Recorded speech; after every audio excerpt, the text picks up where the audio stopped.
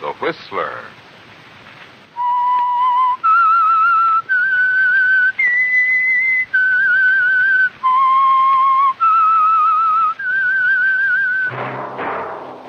Sit back and enjoy another strange story by The Whistler.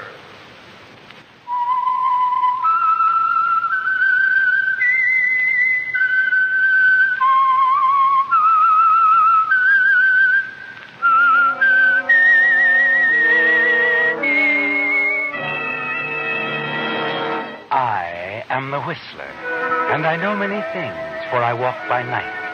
I know many strange tales hidden in the hearts of men and women who have stepped into the shadows. Yes, I know the nameless terrors of which they dare not speak. And now the Whistler's strange story. His own reward.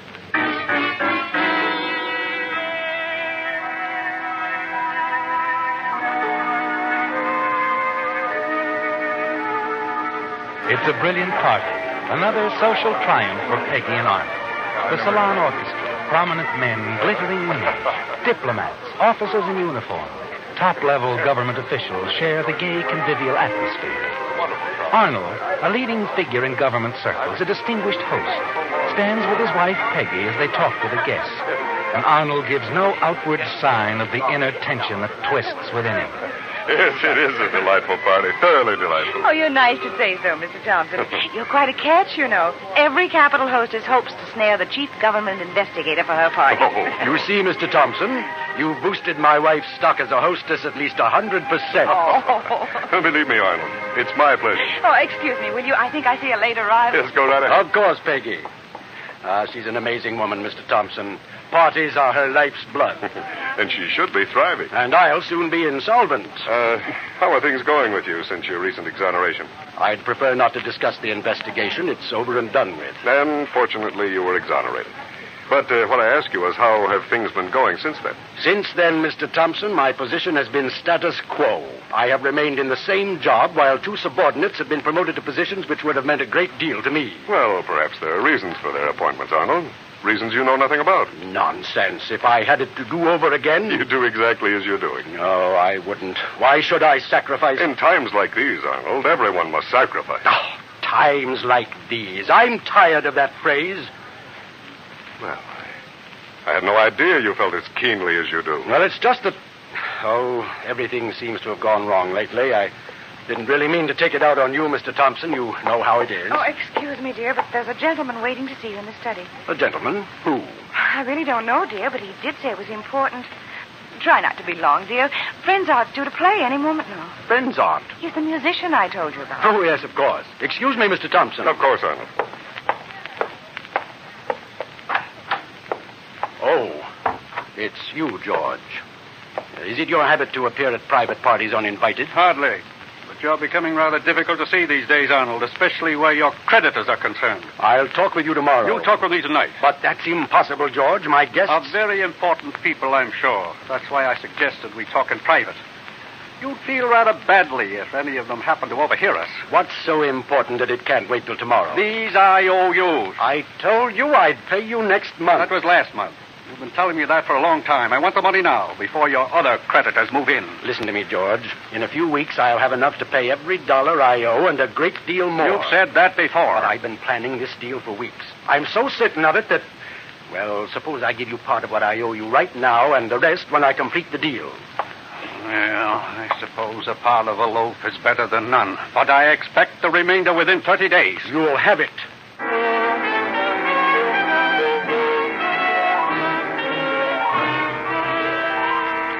Your words to George were not idle ones, were they, Arnold? You do have plans, real plans.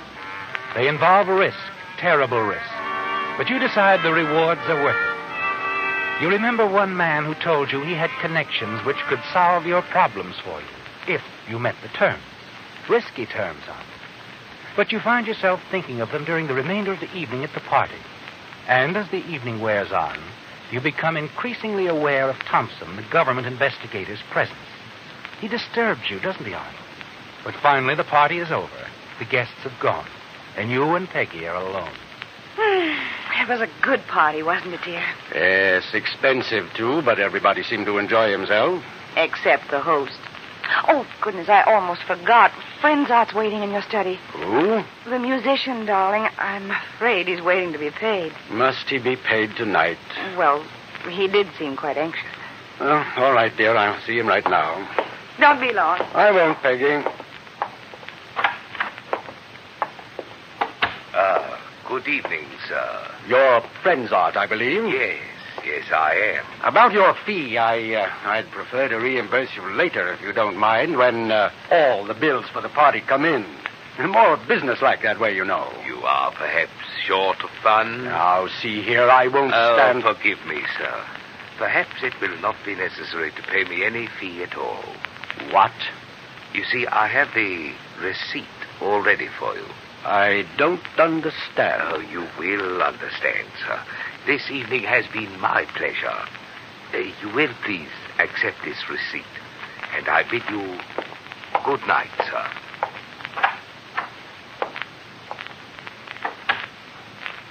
If you are interested in talking with someone who appreciates and admires your ability and is willing to reward you handsomely to secure it, meet me at the Blue Lantern tomorrow night at 11. Ask for John.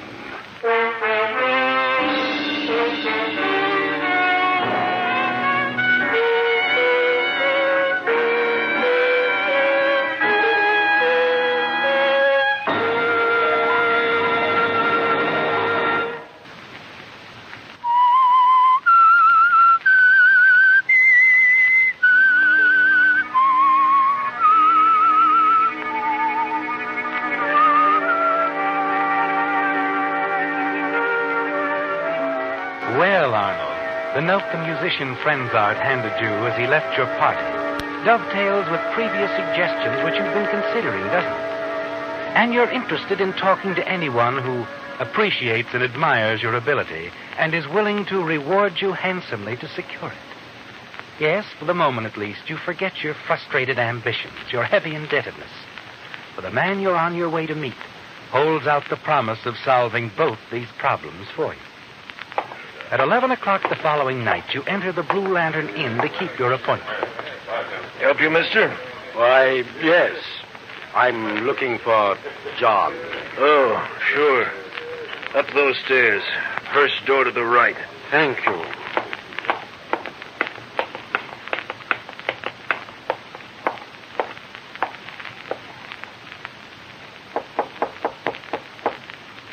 Who is it? John?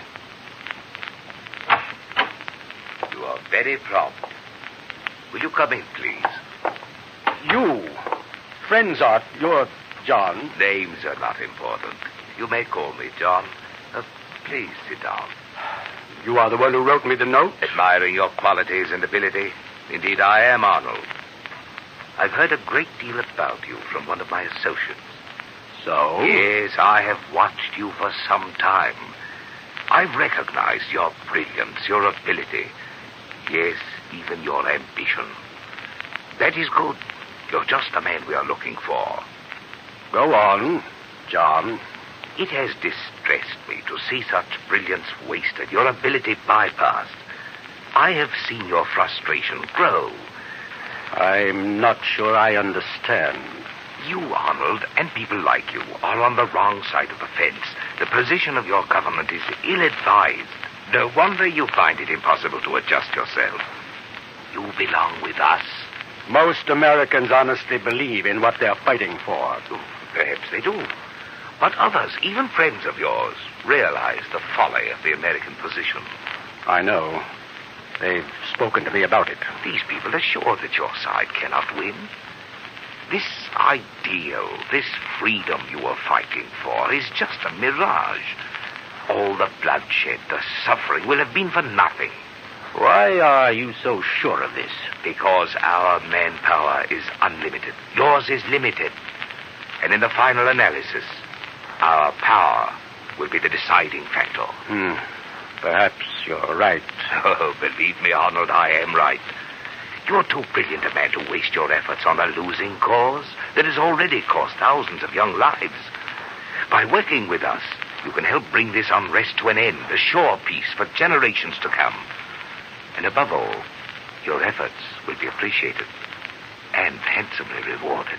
That will be a new experience at any rate, and a pleasant one. As I have pointed out, your government has shown how little they appreciate you. John, in your note, you mentioned that you would be willing to... To reward you handsomely. For one thing, I am prepared to pay you $100,000. 100,000. And what do you expect of me? We are interested in that installation north of New York. But what can I do about that? Oh, nothing.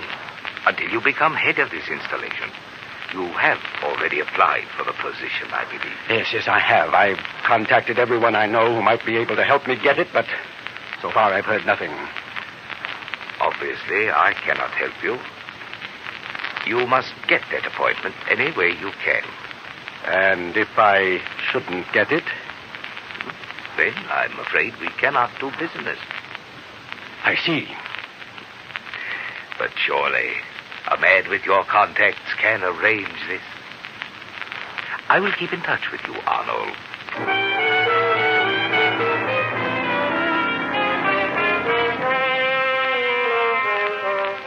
You redouble your efforts, don't you, Arnold? Write more letters, see more people, in a supreme effort to get that all-important appointment as head of the installation above New York. John's evaluation of you, your brilliance, perception, and ability, spurs you on and conjures up bright dreams of position, power, and recognition. But the days go by, and there is no word of your appointment.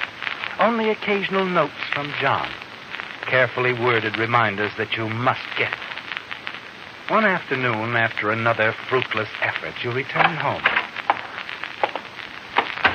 That you, Arnold? Yes, Peggy. Oh, if you'd have arrived just 5 minutes earlier, you could have helped me entertain a caller. Really? Sorry, dear, I was held up. Oh, you look tired, darling. Let's go in the study and sit down. All right. Mr. Thompson said to tell you hello. He said... Thompson. He was here. Oh, yes, I told you we had a caller.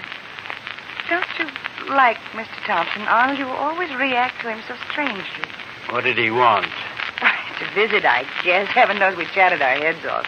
What about? Oh, just friends, acquaintances in the government, that sort of thing. Oh, he left a note for you. A note?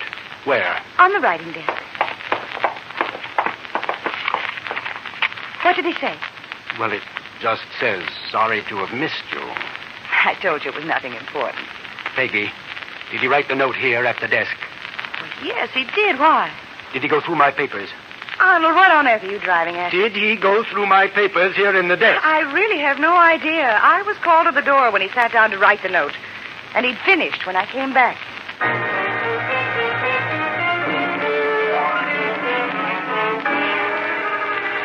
As Peggy leaves the room, you begin a frantic search through your papers in the desk. You must know if Thompson has discovered anything incriminating against you. The several notes from John are there, apparently undisturbed. But you can't be sure, can you, Arnold? You're frightened, aren't you, Arnold? Desperately frightened. And then... Arnold!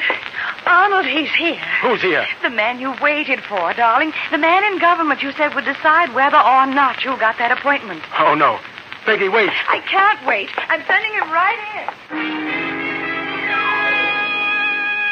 It's happened, hasn't it, Arnold? You're certain now that Thompson was checking on you, that he's found you out and turned in his report.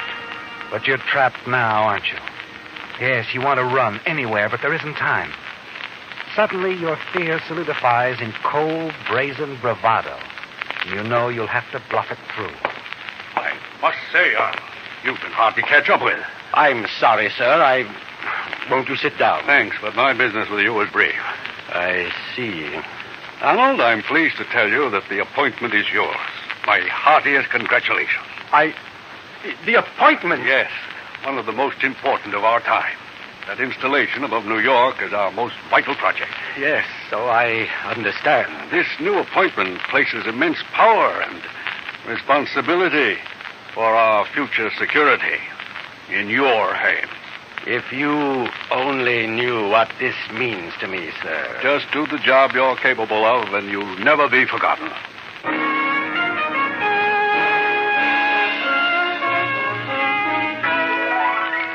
You're stunned with surprise, aren't you, Arnold? You can hardly believe the appointment is yours. Events move quickly now. You're soon established in your new office in complete control of that important installation, just the way you've planned. And as soon as it seems safe, you arrange to meet again with John at a secluded spot in the country. You are to be congratulated, Arnold. You are now in a position to accomplish our purposes. I am also in a position to lose everything, and I have more to lose than I had the last time we talked. Yet you got in touch with me. I must presume that our offer still interests you. Position, money. You will go much farther with us. Suppose something goes wrong. Nothing will go wrong. You might be caught, and if information about the installations were found on you, I would be suspected too. Suppose you are. By the time it is discovered, you will have changed your address. Arrangements have already been made for your transfer once your end of the deal is completed. And the money? When am I to be paid? $50,000 when you give me information that will enable my men to get inside the place. You get the remainder when the final step succeeds. You have the money with you? 50,000, yes. Now, just how do you plan to get our men inside the installation? Easily. I'll show you. Here. You see, by simply transferring some men from You've made your choice, haven't you, Arnold? Now you will have money, power, and recognition. All the things you've schemed for. After your interview with the all-powerful John, you return to your office, confident, complacent. Sitting at your desk, you are totally unaware of an event that takes place only a few miles away. An event that will reshape your entire life. Just a moment, you. Hold her, I'll shoot.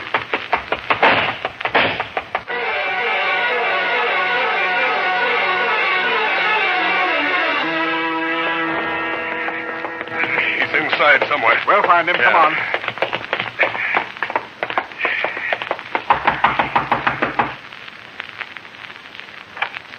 Yes? You didn't think you could give us the slip, did you? I wasn't trying to. Then why'd you run? I wasn't certain who you were. You mean you were certain. Give me that briefcase. Take off your coat. Now your shoes. Hey, never mind the shoes, Dave. Look what's in his briefcase. Where'd you get these papers? Oh, please, gentlemen, you don't expect me to divulge. These plans could have come from only one of 2 or 3 sources. Is that so? Yeah, only 2 or 3 people could have got a hold of these. You seem to have the answer. You're under arrest. We'll soon make sure who's selling us out.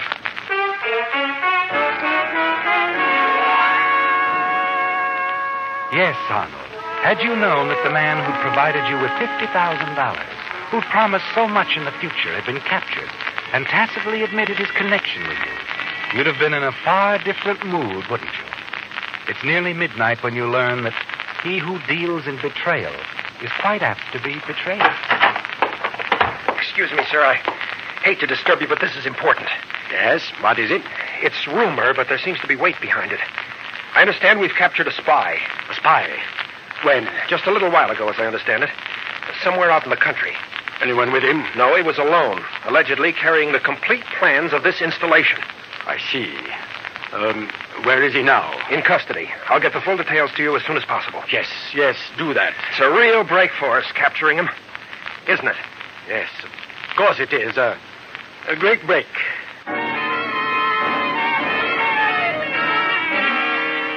Fear, panic explodes inside of you, doesn't it, Arnold? If it's true, if John has been captured, then all your scheming and plotting may have been in vain. You realize you must move and move fast. You need time as you've never needed it before. You rush home.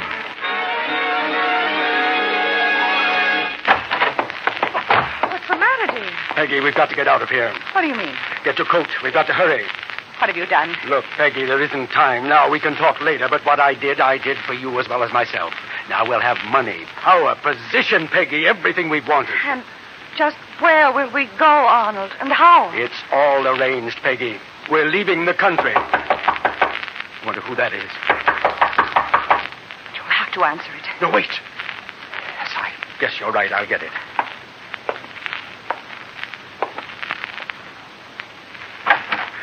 I knew you'd want this right away, sir. Oh, of course. Come in. I've got confirmation that the spy's been captured. I thought you'd want to go down and question the prisoner personally. I think I shall. Yes, I think I shall. That'll be all. Yes, sir. Peggy. Peggy, do you know what this means? We can make it now. We can escape. They'll do nothing for several hours. By the time they begin to wonder what's delayed me, we'll be far away. Peggy will be set for the rest of our lives.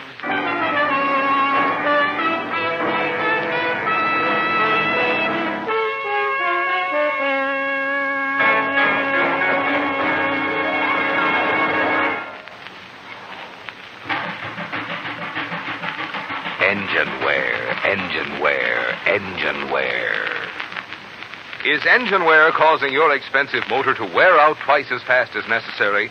It is if you're still using lazy motor oils that merely lubricate. Here's what I mean. In amazing new Signal Premium Motor Oil, special properties are engineered into the oil through the marvels of modern chemistry. As a result, new Signal Premium not only reduces engine wear due to lubrication 50%, but also protects your motor in all these important extra ways. 1, keeps oil rings clean and free. 2, controls and reduces harmful engine deposits, such as carbon, gum, and varnish. 3, prevents sticking of hydraulic valve lifters. 4, stops acid corrosion and rust. Best of all, new Signal Premium Motor Oil gives you all this extra protection at no increase in price. Good reason to get your next oil change at a Signal service station. Change this week to the amazing new Signal oil that reduces engine wear due to lubrication 50%. Engine wear.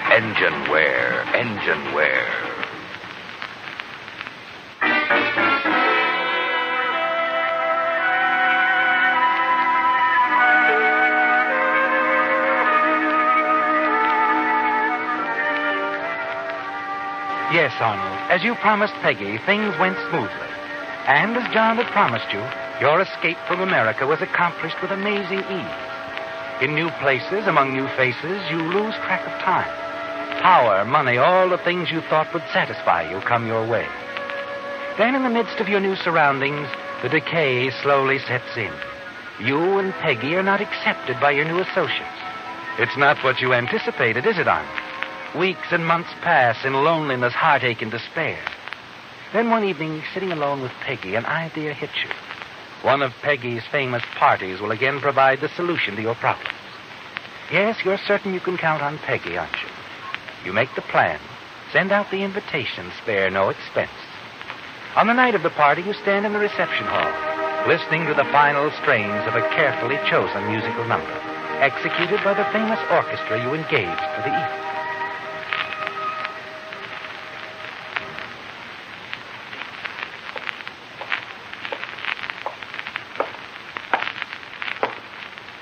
Do you wish us to play any longer? No, I'm sure there will be no further occasion for music. I'm sorry. We will be glad. No, you may consider yourselves dismissed. There are no further charges. No, sir. You gave me the fee when we arrived. I'm sorry. That's quite all right. Good night. Good night. What went wrong, dear? Nothing, Peggy. It just happened, that's all. I planned the party so carefully. Every tiny detail. It wasn't your fault. Everything was perfect. But no one came. No. No one. What are we going to do? I don't know. It's horrible. No matter where I go, what I do, people look at me as much as to say, traitor. It isn't fair. Isn't it? No. Well, I suppose it is. But it's getting worse and worse. I can't sleep at night. All I can hear is... Traitor. Sometimes when you look at me, I can even hear you saying it within yourself. Traitor. I can't stand it. As long as I live, I'll hear it. Traitor. I can't stand it, Peggy. I can't stand it. Traitor. Traitor.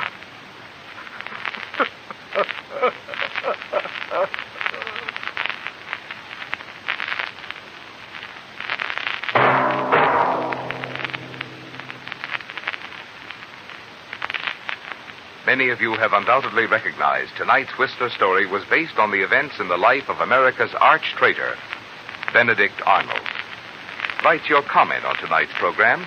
In presenting this fictional dramatization, it has been our hope that we may have helped to underline the dangers in the many isms being offered today. Isms which make their appeal to well-meaning but misguided people, and which have as their real purpose the undermining of the way of life which has built America into the greatest nation on earth.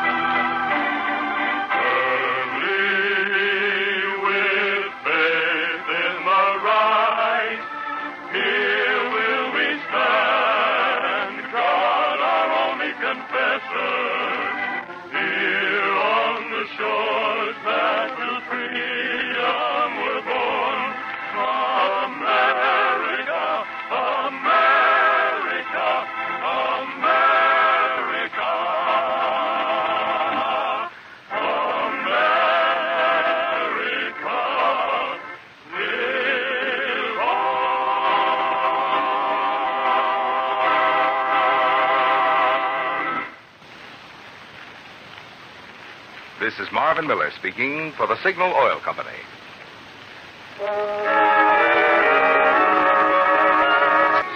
This is CBS, the Columbia Broadcasting System.